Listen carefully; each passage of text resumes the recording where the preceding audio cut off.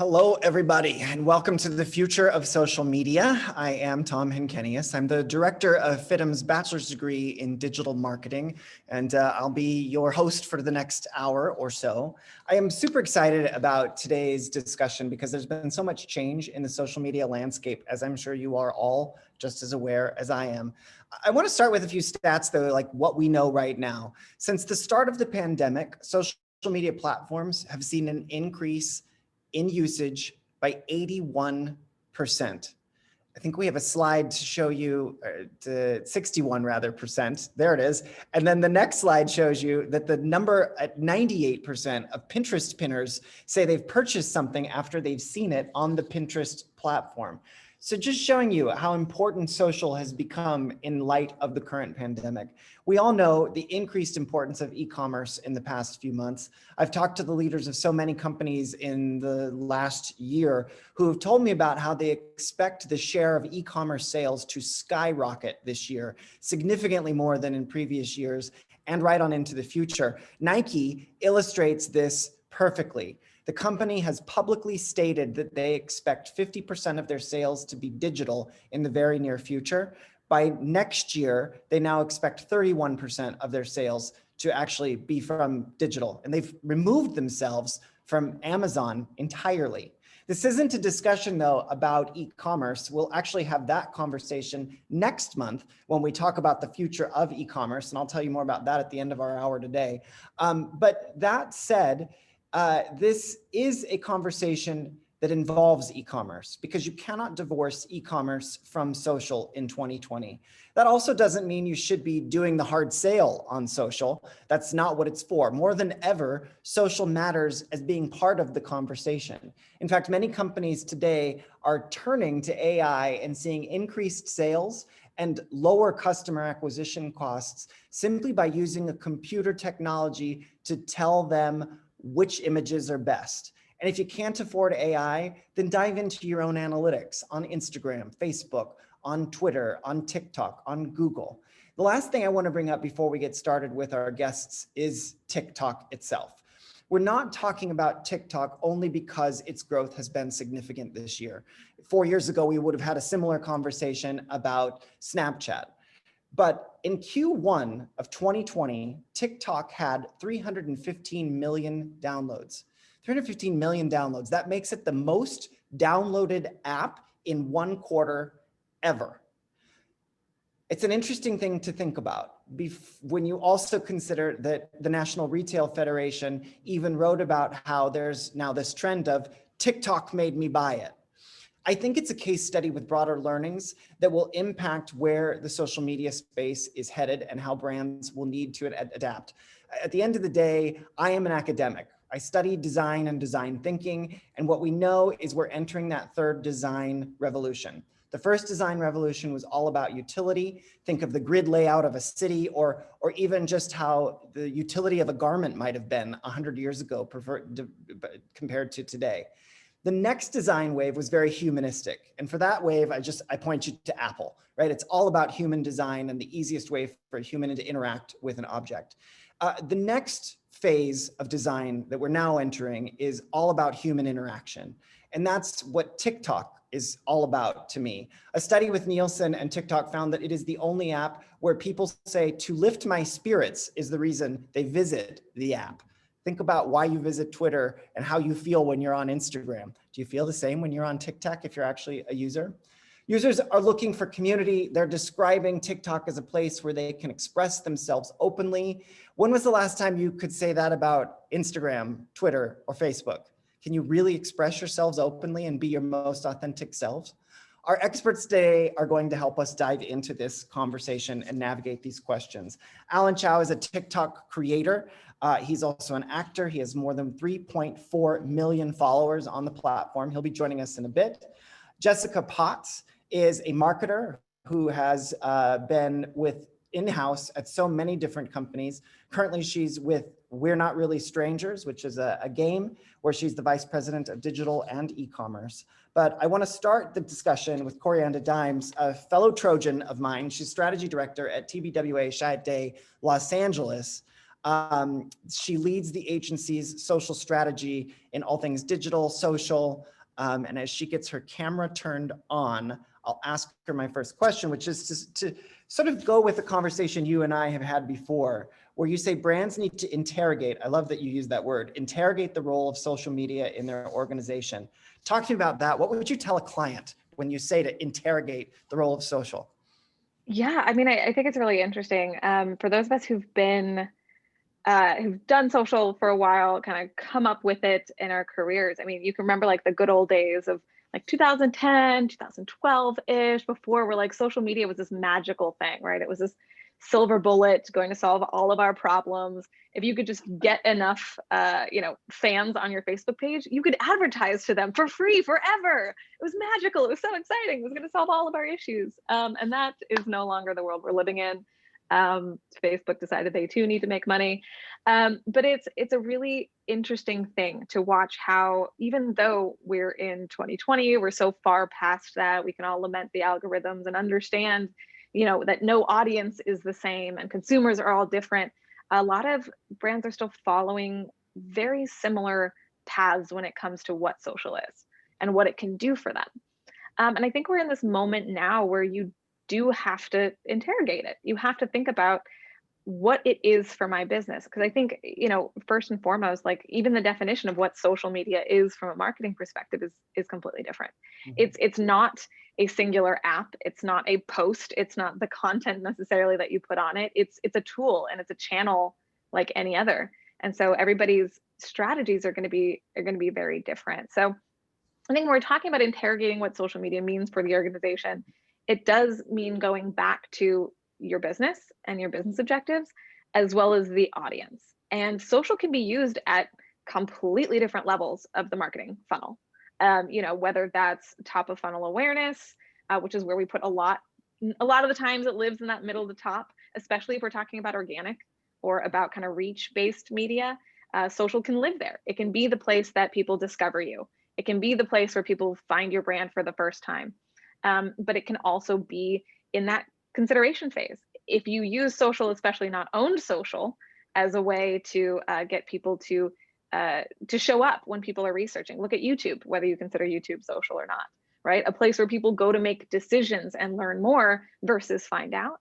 But then at the same time, there are so many brands, we're going to talk about e-commerce later, that social is more and more can be that last click moment. It can be that shoppable lower funnel, final place where you move someone in from consideration into purchase. And so we tend to try and think of social as this monolith, and it's just about community, it's just about tracing trends, and that's not the case. You can have a social strategy and have social as a channel, and individual channels show up at completely different stages of your marketing plan and organization. And so I think that's one of it. And that changes based on industry, that changes on vertical, that changes based on your business itself. And I think one other interesting thing we're seeing, which is like, so that's kind of the first question. You say you want social as an organization. Why? You can tell me why you want social, but let's back up and talk about your business itself.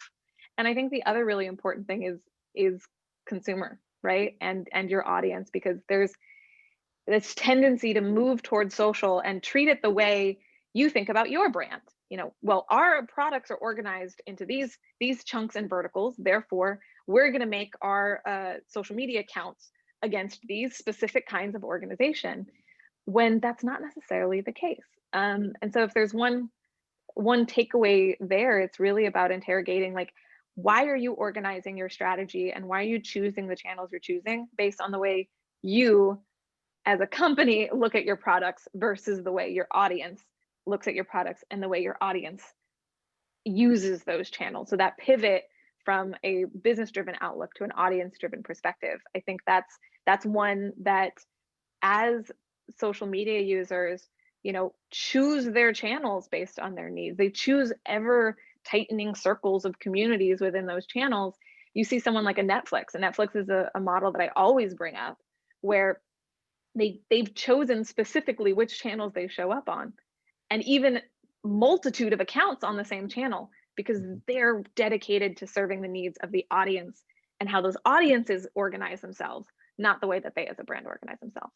So those are kind of, you can see how suddenly a one size fits all social strategy doesn't work anymore with the way that consumers are using the platforms.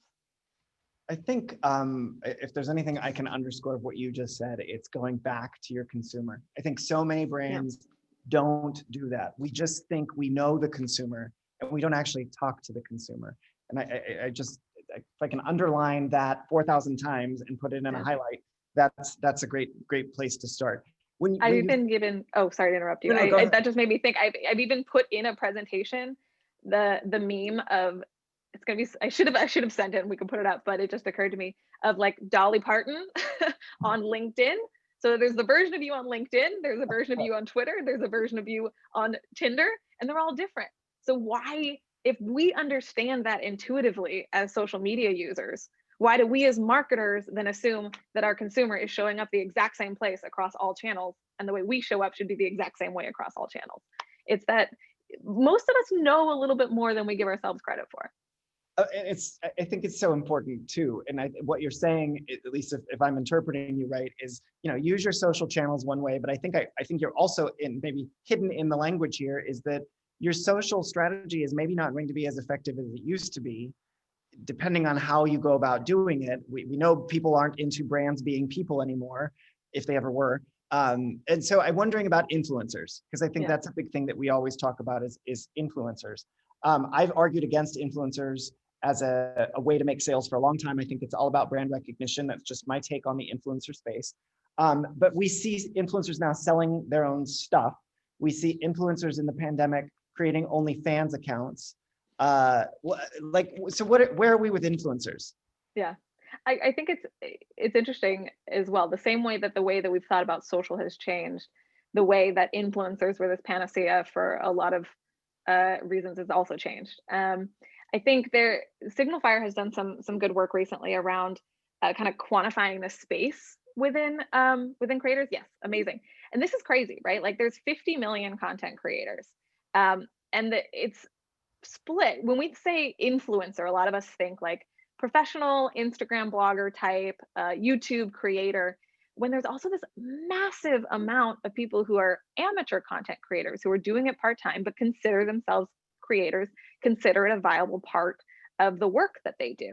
And so this is a massive spread. And so it's changed. Not only is the size of the kind of content creator, which market changing, but they're actually changing the economics surrounding influencers. So there are brand new platforms or companies popping up to take advantage of the amount of space that there is within this universe and how the influencers themselves are changing the way they monetize.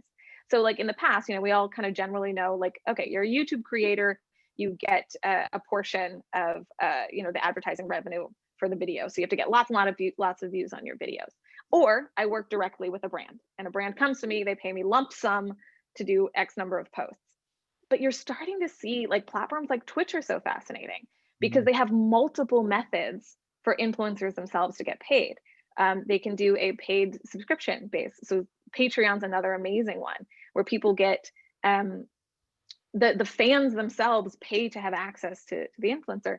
But there's all different kinds of models popping up. I mean, like anytime in a professional setting, we can bring on up the phenomenon of OnlyFans is like one of my favorite things, but it is this specific platform created to give creators of a certain kind access and a new way to control their monetization platforms. And you see like the TikTok houses, you see whether it's TikTok, YouTube, or other platforms, people turning to merch, trying to find revenue sources that aren't beholden on how well a platform does. And so that's all well and good. Love that influencers are making money and there's more of them. What does that mean for brands? Well, it means that you're gonna have to pay influencers first off. And it also means that it is this pivot, that as this becomes a viable way to make money and more people are entering this influencer economy. My friend Jessica Rudis wrote a great article for Adweek recently about the death of UGC. So back in the silver bullet days, it was really common for entire brands to get all of the social content they needed from their fan base. From, hey, so-and-so, we love this photo. Can we use it on our channel? And now that idea that putting content out into the world is work and is labor that should be paid for, and that my value, even if I've only got 10,000 followers, is worth paying for, is changing a lot of the ways that brands are working with influencers as well. It's a lot less about expecting to get free stuff because we sent product, and a lot more of investing in them as creatives, as creators that work with you to create content, and having to invest in that properly. We'll get more on that when we talk to Alan as well. He has a super interesting take on it that I'm excited to share with everybody. Last question for you, as you think about this whole sort of influencer going direct to consumer, we see brands also going direct to consumer now. And I'm wondering how that's affected your work. When you think about the growth of e-commerce and m-commerce from a marketing agency, how does that impact you guys?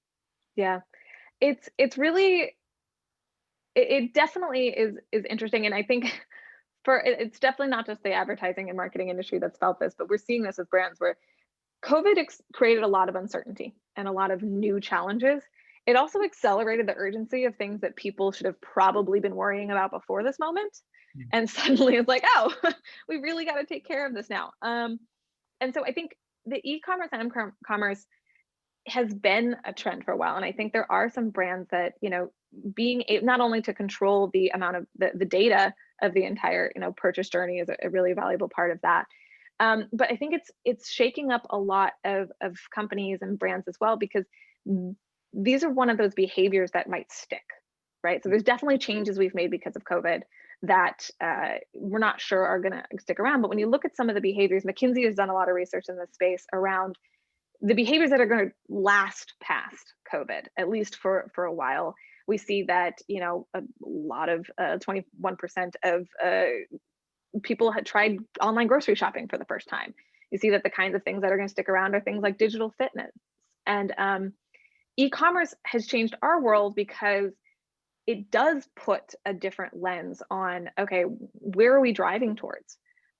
Where are we going to? What does that like last mile look like? What is the content and the focus, which is, again, it's not new, it's definitely accelerated the idea of test and learn opportunities and of trying to get to that last mile. But I think from a brand perspective, so Chiat is less of a performance agency and a lot more in like, what does a brand stand for? That needs to go there too. Like what your brand stands for has to affect the user experience of your customer. So your brand philosophy, your values should now carry all the way through down through e-commerce, right? This is the place people are going. And what we're starting to see is that the brands that aren't fulfilling that promise are losing the loyalty of a lot of people.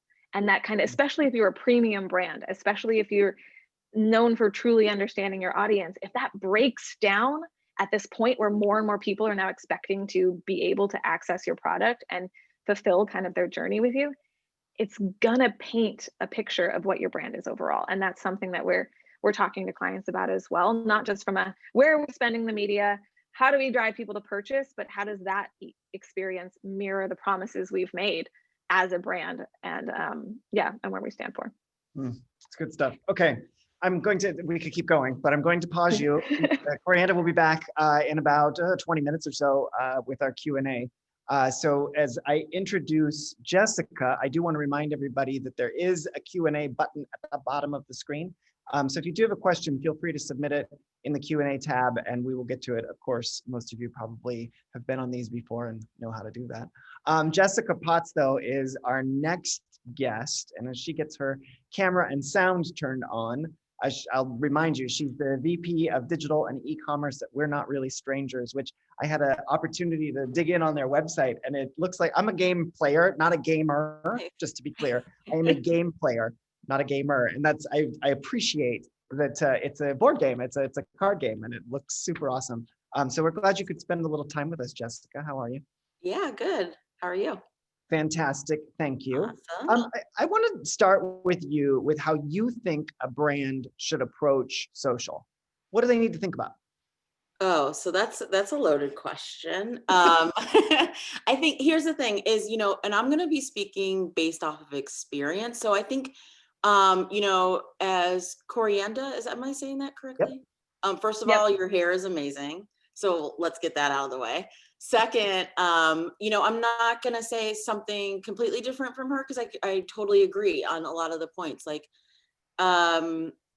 I have always approached social more in not thinking so much about the transaction, and not thinking of, we don't talk about our community as consumers.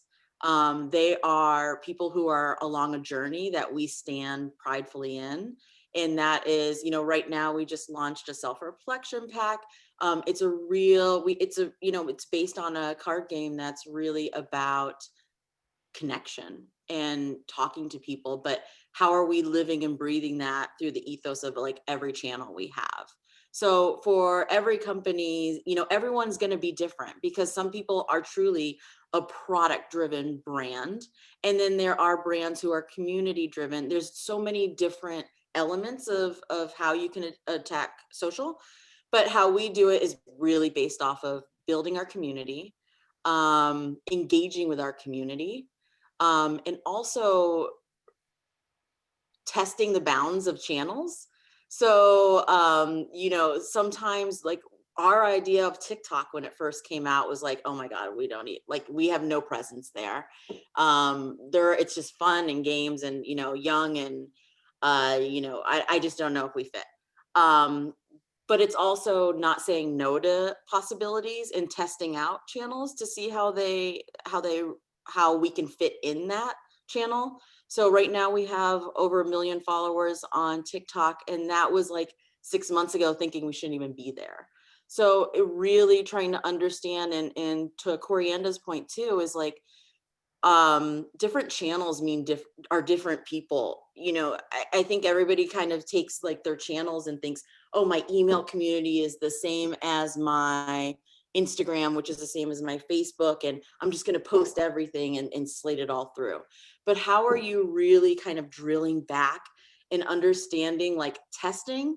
Always be testing. If you're not testing, then, you know, that's an opportunity. But like, you know, for our channel, static images with a great short copy works really well on Facebook, but a more meaningful copy means something more on Instagram. And then, you know, email could mean a completely different message. So like, how are you really looking at data too, to understand what your community looks like and building off of that? I'm gonna kind of jump around with you because you brought up TikTok. So let's. Yeah, sorry, I'm jumping too. So go ahead. Oh, that's fine. I'm with you. I'm following. You even kind of alluded to it. We're also kind of overwhelmed by TikTok, right? We like, what do we do? Like, especially those of us who are not in the demo that is the target of TikTok user right now. We're just, but you guys leaned into it. And it sounds like it was almost experimental that got you to a really rather successful channel for you. I wonder if you just want to kind of go a little deeper into that. Yeah, so it was just like, you know, and it goes back to our brand and our values and who we are and how we want to show up. So there wasn't necessarily a lane, if you will, for us on TikTok, but we were just like, well, no matter what, we're always authentically ourselves, and who we are as a brand. So we'll show up as us. And if it's appreciated, then great. If not, you know, we'll beautifully exit. So, and it was just really testing out like what this community meant. We still kept to what our brand was, and we provided, you know, cards. A lot of our demo is younger, so this might be their first experience with kind of like a self-reflection kind of conversation, and healthy conversation, meaning like, how are we looking at relationships, creating boundaries? So we just really started creating content, videos. Obviously, we looked at music that was trending on the platform. So how do you marry the two? So it's not only like our content, but how do you marry what's happening and trending, so that you can get picked up? So we just kind of went out there and just said, you know what, we're going to show up as authentically ourselves and see what happens. And it was just a really great return. But also I think there's another brand that does it really well called The Home Edit. And they're more about organization. So totally different type of brand. but they are, all, their demographic is more 35 and over, and they are all about organization. But they showed up on TikTok and showed a really funny side to their brand. Like, they're not always just about home organization. Like, how did they show a different side? And that's where I love, like, how different channels can mean different things. And I think TikTok gives you an opportunity to either show up authentically as yourself, or even another version of your brand. You could be completely, empathetic and serious on Instagram, but on TikTok, is there like a funner side that the brand doesn't even know how you guys are? So it really gives the opportunity for your audience to see you in many different lights and not just in one. It's so funny you bring that up. And it goes back to what Corianda was saying also about the Dolly Parton meme, right? And we all did it, where like, here's my square for each and what I am on each of the platforms. But it is so interesting. I've been just on my personal accounts experimenting with a little of that to see like, well, how far can I push this on here and this on there? And each of the platforms really does have its own place to your community, Really whether it's your does. personal community or the brand's community. But the thing that separates the personal from the brand, I don't care about the algorithm, right? Like, sometimes it's just a game for me to see how many more likes can I get on this post versus this post. For a brand though, you have to think about the algorithm. I'm guessing, but I don't want to put words in your mouth. So do you think about the algorithm? How much do you think about the algorithm? Or do you just say, forget the algorithm? I mean, here's the thing. I think for brands I previously worked with, algorithm definitely mattered, and it was something that we monitored and discussed daily. Whereas I'm sitting in a little bit more of a privileged state of, we built such a really great community on Instagram.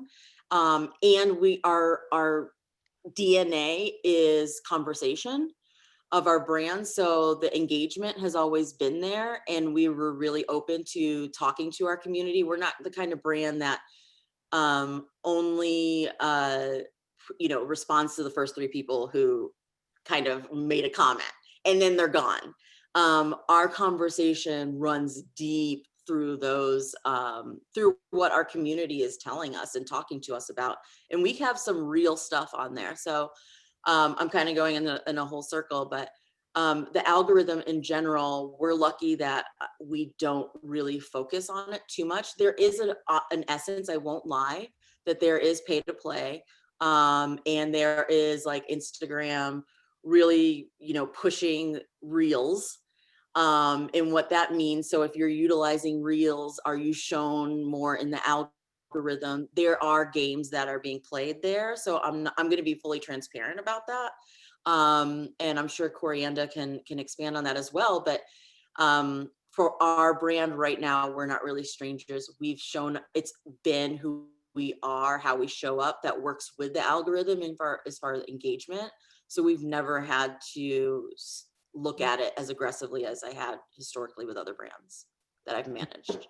It is so interesting that you talk about the way you can game it. And I think the easiest thing for people to think about, and tell me if you agree or disagree in the like 1 minute we have left right now, but it's what is the business goal of the platform?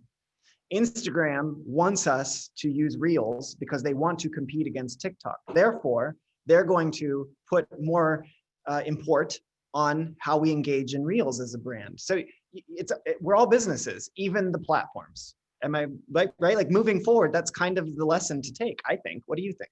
I mean, yeah, they let's get to the nuts and bolts. They control it for sure. Like, I mean, if we really want to be transparent and we really want to be honest with ourselves, it's great to sit in our honesty, and that's it. Like, they control those elements, but also I don't think it's necessarily like a fight against it. So you just have to really think of how you're showing up. And just, content is huge. So how are you just continuously delivering content?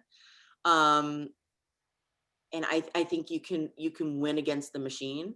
I sorry to like say it in that direction, but sometimes I look at it like just that way of, Right. they will define some of those parameters, but that doesn't mean that there's not other ways to work through the algorithm and what it all means. Excellent. Okay, thank you. You're going to go away for a few minutes, but come back to us Okay. when we get to that Q&A as well. Next up, we're obviously spending a lot of time today on TikTok. So I thought it would be super interesting to actually talk to a TikTok creator. Alan Chow is a content creator on TikTok. He's got 3.4 million followers, 61 million likes. He's also one of only 12 TikTok ambassadors. So by account, they choose their ambassador for the year 2020. Before we meet him, I asked him to share with me what he thought would be a good video that is indicative of his channel so that you can take a look. And I think we have that now.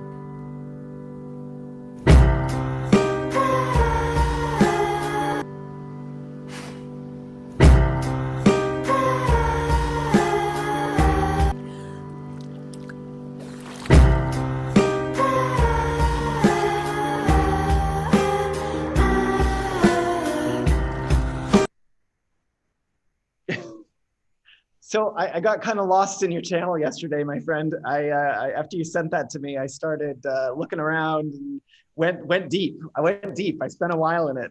Thank you so much for joining us. You've been on the platform since February of 2019. What has changed on TikTok since you started there? Only what, a year and a half ago? Yeah, first of all, I just want to say it's so funny seeing that video being shown in like a professional setting because it's like so silly and it's just me and my friends being ridiculous. So I'm so happy that we showed that video. TikTok has changed a lot since February of 2019. So this is pre-Charlie D'Amelio and pre any like big mega empires were built on it. And the biggest thing was that it's pre you guys, like you guys weren't on the apps, so there weren't like big monies being thrown around. The adults didn't invade it yet. Back in the old days, one and a half year ago, really just like very easy videos could go pretty viral, I would say. One of my first viral videos was just me after a really long day at school. I just uploaded something to lift my spirits, just like Tom said, that, that's why I had TikTok as an outlet. Just a really cheesy pickup line that I saw somebody else do. And I think the video got around 400 to 500K views, which was huge for me, just like being a regular kid in college. And that's the type of video that could go viral back then because there weren't that many people on it and there weren't brands and, it was just a bunch of teens really. Nowadays, there's definitely been in stepping up of production value. I script out all of my content usually before I shoot it now. I really think about the algorithm and about demographics and about who I want to hit and what segment this is going to go viral with whenever I make a video. So I think that that's been the huge change. I think there's more strategy to it now, a little bit more, whereas back in the day, like it was mostly just like, kids going viral for doing silly stuff. Well, let's go a little deeper on that piece of it that's sort of related to the algorithm. That you talk about scripting it, which I think is important. We don't always think about that on the other platforms. You talk about like garnering attention. We used to, when YouTube was like starting to rise up, it was like you had 6 seconds. TikTok, you've got 3 seconds. Mm-hmm. So what's going on for you that you're thinking about as you're creating content that maybe some of us adults in the room, quote unquote, your word, my mom might disagree, by the way. Some of us adults in the room, maybe we're not aware of that we should be thinking about in terms of the way we create the content. Yeah, for sure. So whenever I create content, I always think about the viewer watching TikTok at 2 a.m. on their phone under their blanket like this. And all they have to do is scroll up to swipe through your video. So they have like 3 seconds to choose whether or not they watch your video, because most of TikTok is consumed on the For You page, which is basically like the home page or the explore page for Instagram. It's basically a funnel of videos that they're recommending to you. And all the user has to do is say yes or no. And they're really saying yes or no to the first 3 seconds of your video, because that's all they're watching at first. So for me, I like to always set up some type of emotion in the first 3 seconds, like whether if it's a laugh or if it's a conflict, or if it's, a setup for a joke. I really try to make sure that that is very clear in the first 3 seconds so they can choose to opt in. And then when another big factor to the algorithm is pulling their attention through the video. So a lot of trends that are really popular on TikTok, if you really immerse yourself in the app, for example, a transformation, the setup to the transformation will take about 9 seconds, but you have to watch till the last 3 seconds to see it executed. So that's why videos like that tend to be really popular, because they're pulling the attention through the video. So for me as a comedy skit creator, I've established kind of a pattern with my videos where there's like a set of 3 usually, like a setup, and a joke. For example, I did a video called Cheat Day, and it's me and my girlfriend, and we're like working out. We're like, oh, I can't wait for cheat day. The next scene, oh, I can't wait for cheat day. And the third reveal is like cheat day, and I'm cheating on her with another girl. Super wholesome comedy, I know, but that's, you know, they're waiting to see what joke we're gonna make with that pun. It's so interesting. You also mentioned to me that it is a sound on platform. And that's significant, I think, because we don't think about that when we think of Instagram and Facebook. So how does that change what you're creating as well? Yeah, for sure. And what Tom means by sound on platform is really when you open the app of TikTok, the sound is on, like, and it's really based on sounds and trends. And so one good example that we talked about was this video called the Fleetwood Mac trending video. Yeah. It's this guy named 420 Dog who is on his skateboard riding through like a park with Fleetwood Mac playing. And the reason why that video really... Let's take a look real quick. Take a look.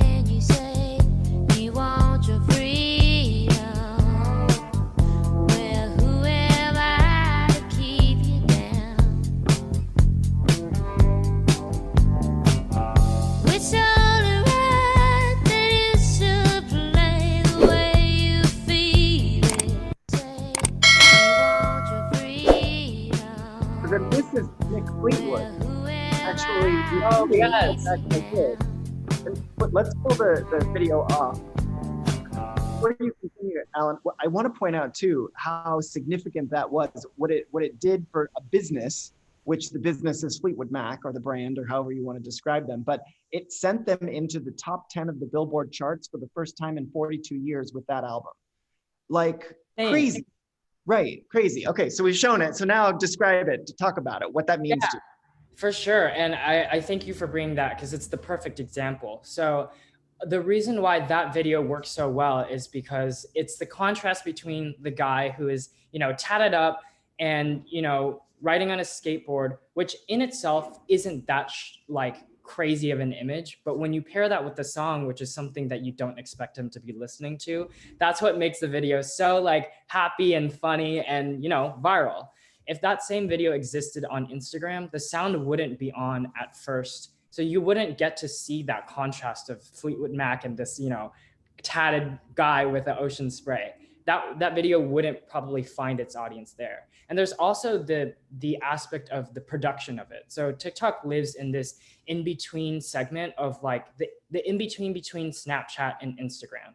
So if he only had the option to post that video on Instagram, he would probably post it as an Instagram story, because you don't really post a video like that as an Instagram video or even a reel, because it lives so like permanently on your feed. He would probably be like, oh, I'm just hanging out, going on my skateboard, and post on a story. As we know, stories don't go viral. They disappear after 24 hours. But because on TikTok, there's this intersection of like, oh, be free and post whatever you want. Or you can also do what I do and post like really structured skits. That's where that magic came together, where we just caught him in a beautiful moment, him being himself that happened to be viral. That's something TikTok does well. And that's why Vine was amazing. Vine had that same culture of that intersection as well. So it's interesting too, because so then what we saw after that particular video, even, so staying on that one as an instructive example, like that video begets other brands who also then take advantage of it, whether it was Fleetwood Mac or there were several like brands. So I'm wondering for you, and I know there's kind of 2 buckets we can put this in. There's for a brand, there's influencer or content creator work that's working with you. Then there's also having their own TikTok and working on their own TikTok. So I'm wondering if that sort of the mocking post, the one where you're replicating what somebody else did that was, you know, that got basically viral status, Is that more effective for a brand? Where's your take on how a brand plays in the space? Yeah, I think that if you want to have your brand have its own TikTok page, the thing that always impresses me is when they really understand TikTok culture. There's like very specific things that people do and even say as a comment that like many TikTokers just know. Like for example, if a video is funny, like if I find something about Tom funny right now, I would say like, oh, it's the background for me. If I think that the background is really cool, I'll say something like that. There's like specific lingo. So if your brand, if the profile itself can speak and create content just like a normal TikToker would, that's where I think that's what I think is usually really impressive and what works really well. And so one thing that they would do if you were like a TikToker, you would probably parody that video. So if you were a brand with a page, doing that, maybe like if you're, what's another drink? High C, like having your guy do a high C, like that would be funny. I'd be like, oh, they get it. They get TikTok. And for the algorithm specifically, if you are a brand that hops on a trend, if I really like his video, the original, my For You page is going to be populated with similar videos. So there's a lot of opportunity for your video to get exposure because I like that one. The algorithm will recommend yours. What about working with you then as a content creator? Because I would imagine that's got to be a good space to be in. What is the best case scenario? Like, what do you see being the most effective?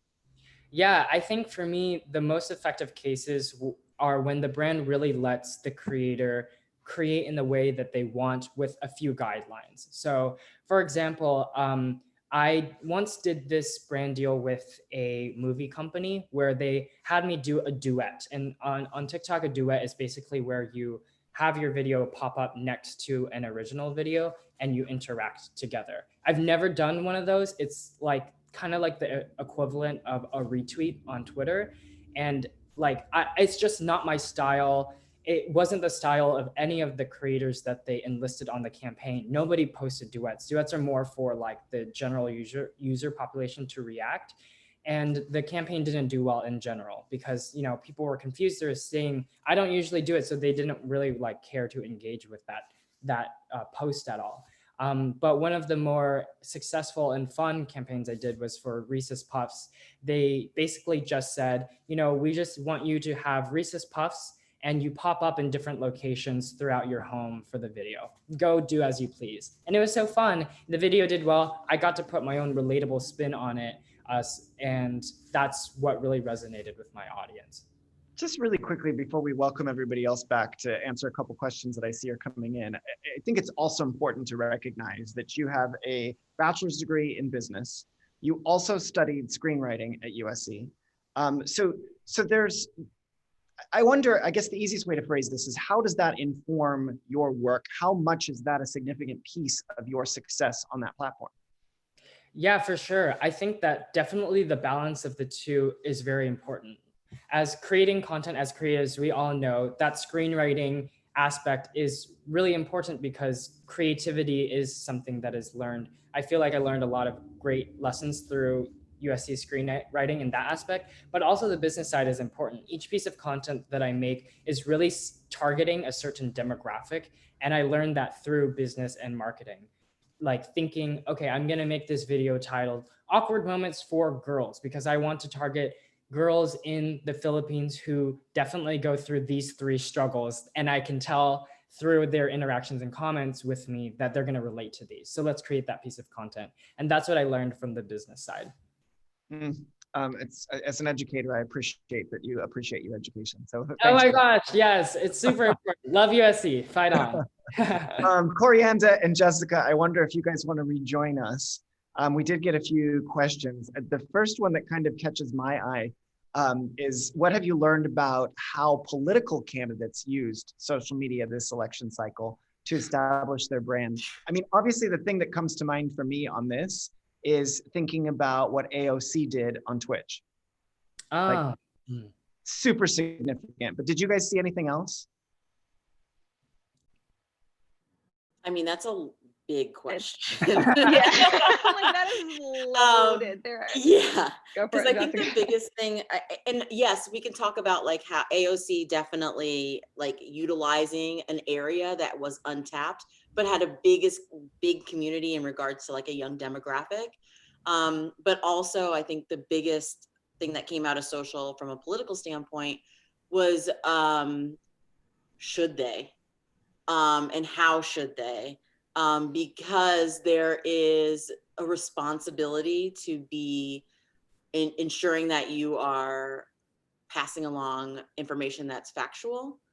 And that was very difficult when it's IRL and those moments are happening. So, you know what? I'm just going to leave that right there. I can't even go further. Corianda, because I'll get really political very quick. Yeah. So I'll let you kind of take it. What was, I guess, the easiest way to phrase it? What did you see that was successful? What was like, what worked for you, Corianda? Well, I think I feel kind of similarly about this question to Jessica, because there's a lot of different ways to slice and dice this one. I think I won't answer the question necessarily, but one of the like conversations that is interesting, kind of mirror a bit of what Jessica was saying around, I think one thing that this current climate has shown us politically is there's a difference between what is effective and what is potentially ethical. And there's a lot of like the conversations around growth hacking, and there's a lot of like white hat, black hat type growth hacking, spread of information type of things that sure you could look at and potentially decide to learn from. But I think that the real conversations we're having around that are interesting right now. I also think that there is always the continued conversation around audiences and echo chambers. That is not a new conversation. It's not a particularly fresh one, but I think that going through these moments, I will say something positive is something that was very interesting is how this summer, how well Instagram turned into a platform for organizing, which I don't think people saw coming necessarily. Twitter, ever since, back in whatever year, like 2011, 2012-ish, Twitter was really like the baby of democracy, right? Like you look at the Arab Spring, you look at those kinds of moments that solidified the power of social media for what it was in creating the voices for everyday people and empowered democracy. And I think this summer, in the wake of the murder of George Floyd and the protests and marches that were happening, the way that Instagram behaviors in terms of using it for education, suddenly the old rule of only photography on Instagram was flipped entirely on its head, and you saw the proliferation of very heavy text-based carousels come back. So it's an interesting reminder that it is about usefulness to the end user, and it is about how communities can best share information versus we have these hard, fast rules and best practices, and they exist because they work for the most number of people. That doesn't mean they can't be challenged. And I thought that was something very exciting and interesting and cool to see this summer. Alan, I'm curious from the TikTok perspective where you live. I get the feeling TikTok allows me to see more than the other platforms allow me to see. Like it pushes me to discover in a way that the other platforms aren't really. Am I right on that? Yeah, so one thing that I learned from being a TikTok ambassador is that with the For You page, they will actually test videos out onto you. So like if you, as Tom, generally like dancing videos and like crafts videos, they'll actually test, say, like a cooking video onto you to see if you like to engage with it. And then if you don't, then they won't continue to test that out to you. But if you do, then they'll discover that you like that type of content, and then they'll start giving it to you more. So it does like test things that are not usually in your taste onto your For You page, which is probably that phenomenon of like, oh, I'm discovering more and seeing videos that I never probably would have seen in the past. One of our attendees asks, how do you start a social media from scratch in such a saturated user base, especially creating a following on a new account, say on Instagram? Corianda, I see you giggling over there, so I assume that means you have a take on this. No, I think it's a valid question. I mean, and that is the challenge. And I think it goes back to, you have to have a clear perspective on why.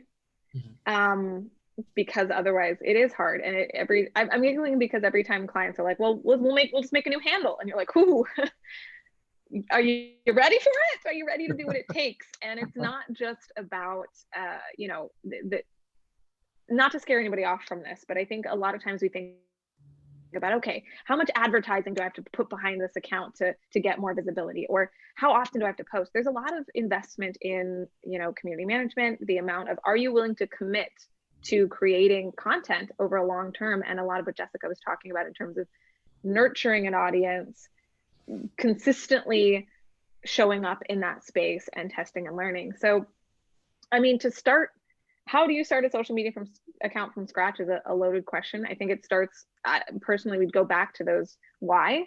What is it? What are the goals you're trying to accomplish? Do you have a hunch about who you're trying to go for, and go in with a plan?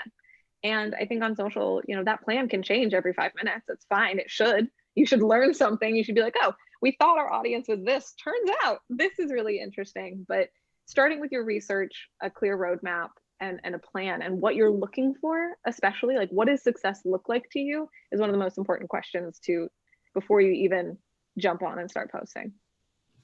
Jessica, anything? And I to just build have on to that? add, have to add to that, because there's every point, Avi, I agree with.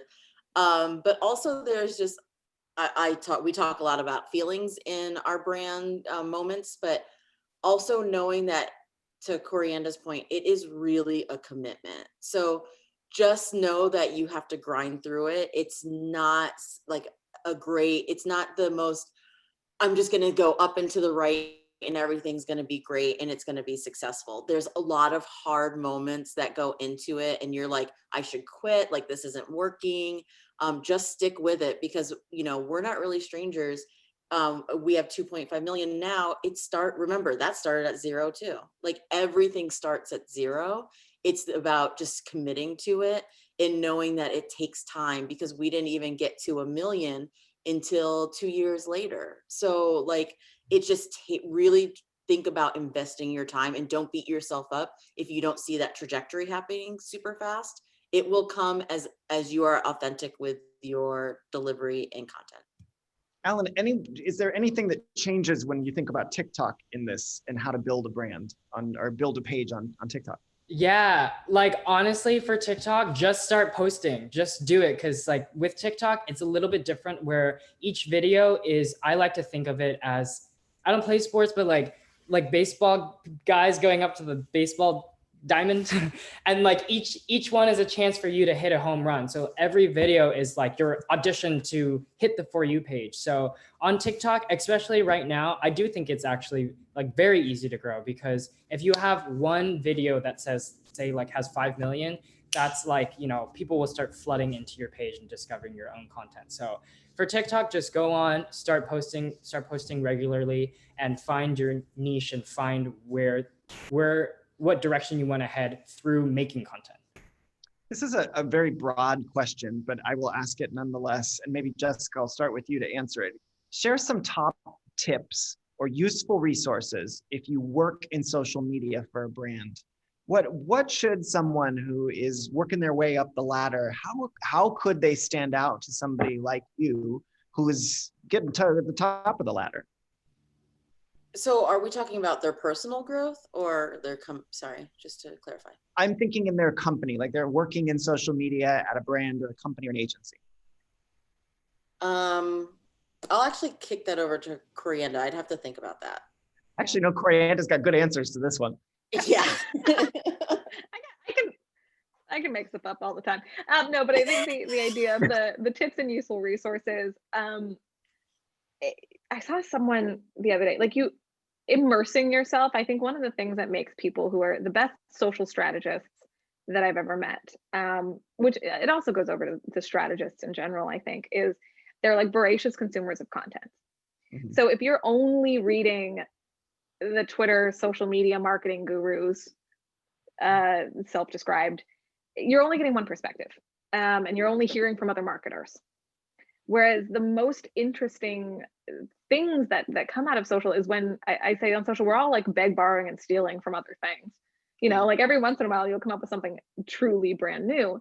But if you're finding inspiration from a creator in the beauty space and a really interesting way that they've used, TikTok tutorials, and you work over here on like a fintech client, there's no reason that, you might find inspiration outside of your category, find inspiration from creators, especially from creators.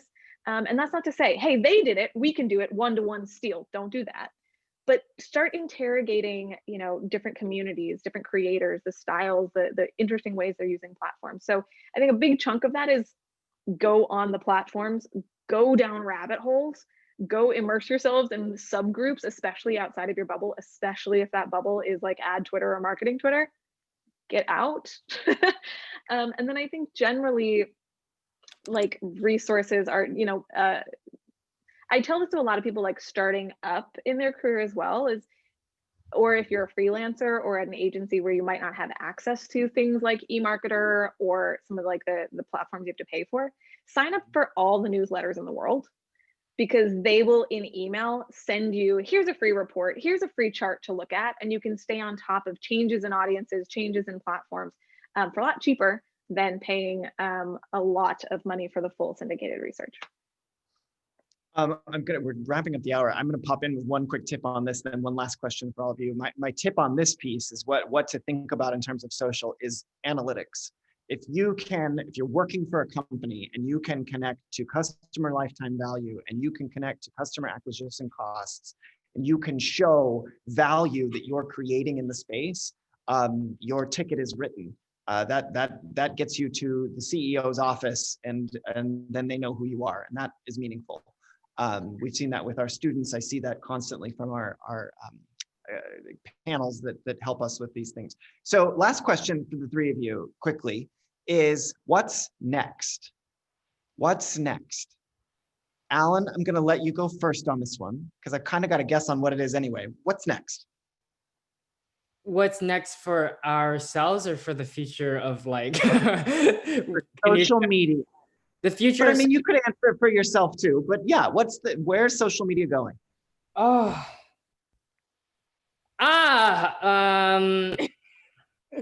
I feel like Jessica really knows. Hey, so that's a punt. I So love Jessica. you, Alan. And we just met, and I already love you. Okay, so I think what next, honestly, is really starting to use social to inform more than just entertainment. I think that's a really big way we're starting to utilize channels to educate. Because before, Instagram and TikTok and all these platforms were a place to escape, and now they're really a place to educate. For Facebook, I see it going, it's a very older demographic, and I see it kind of going, but then I see groups really thriving there. So like that platform, Instagram, where do I see that going? God knows Reels came out of wherever. And, I don't try to stick too much of like, I just stick in the now, like where we're at. But ultimately, I think social media is going to be the drive of how people really communicate with each other. And yes, I saw someone say, like, have you seen The Social Dilemma? I definitely saw it. So how are we starting to use social media and consuming social media in a very not structured, but having boundaries? I think that's going to be coming up next, about talking about how you're consuming digitally and how you're engaging outside. I think that's going to be a really big conversation coming up, especially with COVID. And how that kind of clears out and everybody can start moving outside. That's going to be a really big movement. So how do you engage in certain moments versus like it's all consuming? Corianda, 30 seconds. What do you got? What's next? I'm trying to contain me to 30 seconds. Brevity is perpetually on my performance reviews. But I think what's really interesting is the continued tension between like privacy and micro communities and mass. Social is still, I think, especially during COVID, when we're all spiking and spending more time consuming social, still has those mass experiences. You talk about the ocean spray meme, right? We still have these moments where everybody has seen the damn thing. They're fewer and far between, but that you can still get to that level. But a lot more of where social is going is towards smaller, tighter, and honestly for brands more hard to get into and hard to understand and hard to see groups. Whether you're moving to like the fact that Facebook groups is the one place that's thriving, right? And these micro communities, and I think on TikTok is an amazing example of that as well. It seems like it's mass, it seems like you're seeing all kinds of new things, but the algorithm is specifically designed to create these kind of pockets of identities and rabbit holes, whether it's, you know, there's all these different communities that you would have no idea exist there. And so I think that is something that brands and marketers have to be really aware of, and we all have to be aware of as individuals too, is how those groups and senses of identity and definitions are going to continue to get smaller and more privatized while still maintaining these kind of like mass spikes. Alan, any final thoughts? Anything come to mind? Yeah, I completely agree with both of them. And I think social media is the future. That was a great send off. I appreciate you three so much. That was perfect. Appreciate you three so very much for joining us today, spending this last hour helping us through our lunch breaks, a little bit about where our I just want to tell everybody quickly if you are interested, next month we actually have our next panel on e-commerce. So we'll be looking at the future of e-commerce. 3 powerhouses from the space. Kim Tobman launched Savage X Fenty, most recently as the president of Skims. Tracy Ingles was president of Global Fashion Brands and Textile. They're the folks behind Fabletics. And then most recently, CEO of Retail Winds, the parent company of New York & Company. And Natalie Guzman is the co-president and chief marketing officer of Savage X Fenty. In the next day or so, we'll be sending a link to all of our attendees with a video of today's event, as well as a link to RSVP for that, which is coming up next month on 12/8. And as always, we remind you to stay inspired. Have a great afternoon.